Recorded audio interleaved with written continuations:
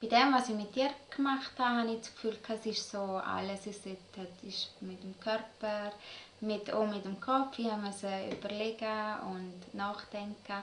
Aber es hat so wie alles beinhaltet. Mir denkt so, Natur ist so ein stiller Berater. Und ich nie denke, dass ich so viel Symbol finde in der Natur, wo mir kann etwas sagen, etwas sagen oder wo mich kann Sachen erfahren lassen, die ich sonst nie erfahren habe.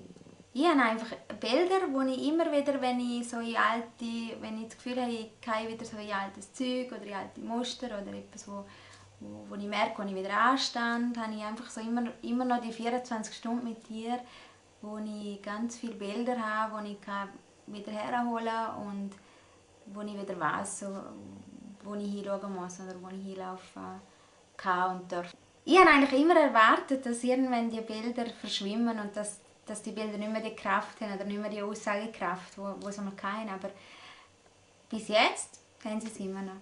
Es ist ja nichts irgendwie abgehoben, es ist nichts irgendwie, wo man meint, oh, da passiert jetzt, ich weiß nicht was und ich bin auch ein völlig anderer Mensch und so. Es ist irgendwie, eigentlich ist es wahrscheinlich etwas ganz Grundlegendes, was gemacht wird und es ist wie nichts, wo man muss Angst haben, dass es jetzt zu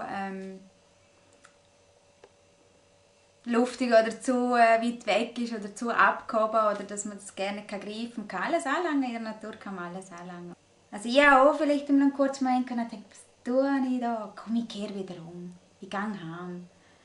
Aber ja, es lohnt sich wirklich, um es dann zurückzustellen und zu sagen, okay, nein, ich mache es weiter, ich vertraue und ich lasse mich einfach darauf ein.